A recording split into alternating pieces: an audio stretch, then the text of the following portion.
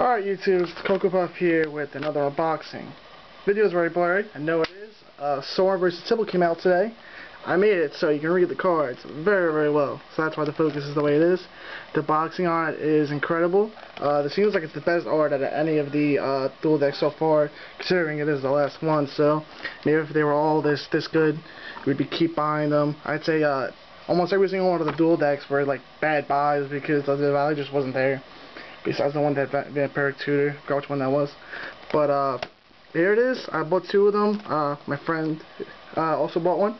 I'd probably buy two more if they're still there in a couple weeks. But we got Sorin vs. Tibalt here. You got the outside of the box. It shows you the change arts on Sorin's side and the change arts on Tibalt's sides. So let's get straight into what's in them. I'll leave the bad boys for last. We got the sweet deck boxes here. We got the Tibalt box, Torment and Agonize, the back, and then we got Sorin side, Hunt and Feed. I definitely think Sorin's is a little bit more useful in all the Eternal formats, EDH, whatnot. But here we go. You guys all know the deck list. This is simply just to see the alternate arts, see the packaging. We have a Doomed Traveler ×2, a Vampire Lacerator, a Wall of Omens, a All-Star in EDH, as well as Old Standard, Child of Night, Dusk Hunter Bat ×2, very good in the past core set, core set limited, Mesmeric Fiend, good nice old one, Gatekeeper Malakir, very good mono black. We have Twilight Drover, Blood Rage Vampire, Fiend Hunter, Vampire Nighthawk, one of the best vampires ever printed, even though it is uncommon. Mausoleum Guard, a Phantom General. I actually really like the symbol right there. It's pretty nice. So we have Vampire Outcast, again very good in the last limited. Reverent Patriarch, Sangir Vampire, one of the original bombs of Magic. It's dropped down to uncommon, but still, it's a very good card and limited. Butcher of Malakir, pretty bad. Well, not bad per se, but it's not that great. Vampire's Bite, Decompose, Sorin's Thirst, Urge to Feed, Zealous Persecution. The Lingering Souls with the new art. This is one of the unfoiled. Lingering Souls is very, very good. It's one of the best cards ever printed, I'd say, at uncommon. Maybe better than the majority of rares out there. It's very good. I have the foil. I have two of them, so that's good to have. But even the non-foil version is fun. We got the Altered Art Mortify. This is one of the best arts out of the dual decks I've ever seen, so it looks great. And this is a little bit worse.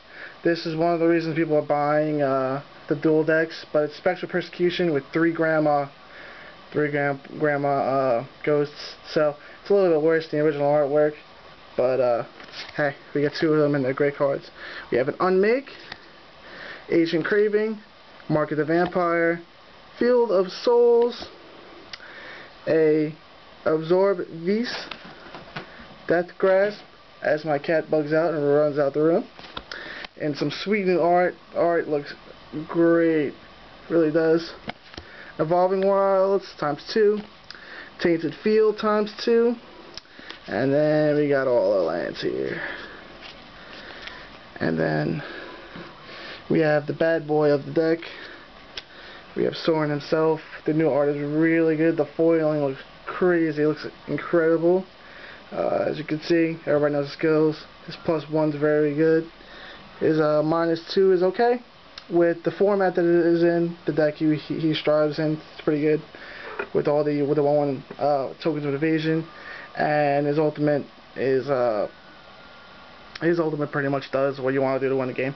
There's better ultimates out there, but his is pretty good as well. Now we'll move on to Tibalt's deck, right here. Here's his red-black. I don't think they've made any dual decks a color off of their leader, Planeswalker, whatever it is, but this may be the first one. Goblin Arsonist, he's always good in every type of limit that he's in. Scorched Lusalka, Reassembling Skeleton, Ashmouth Hound ×2, Hellspark Elemental. This is a good one to have.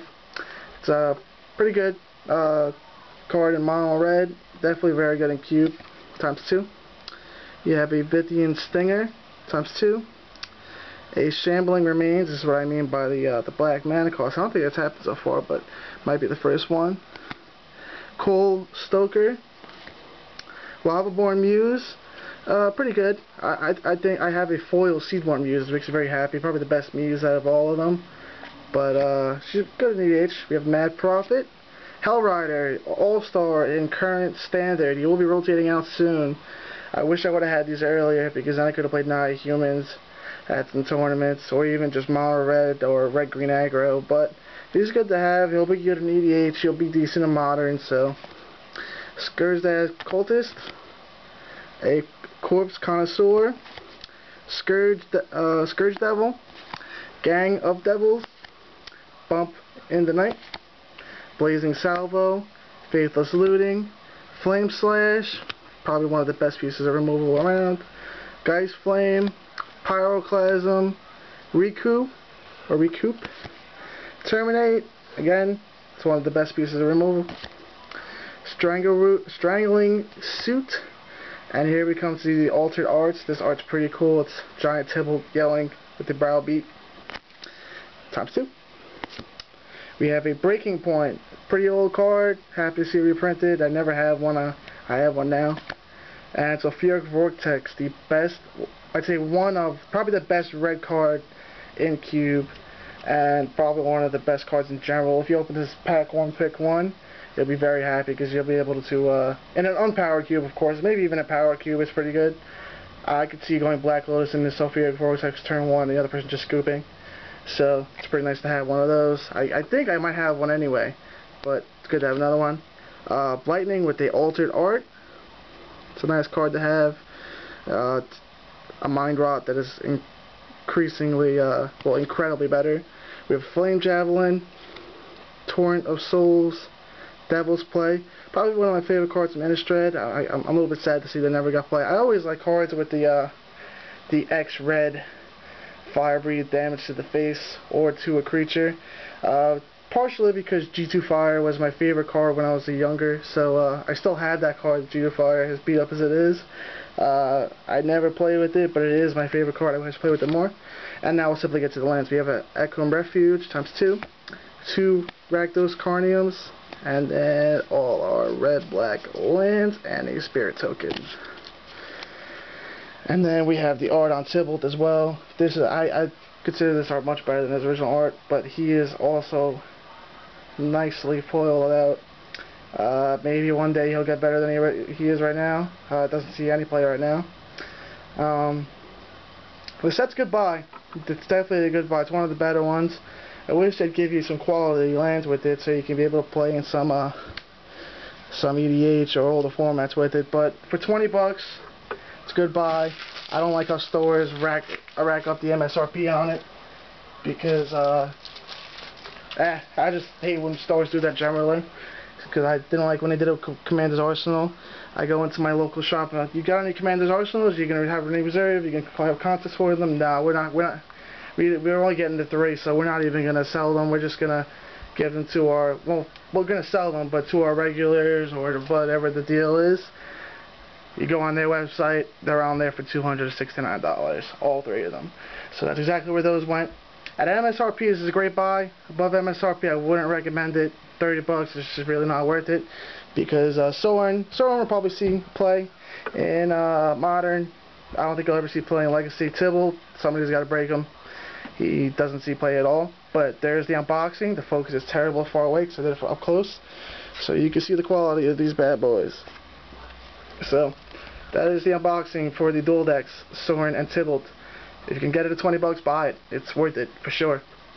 Thank you for watching. Please remember to like the video and sub the video. I'm getting up to the point where prizes are going to start flying out. So thanks for watching. Goodbye.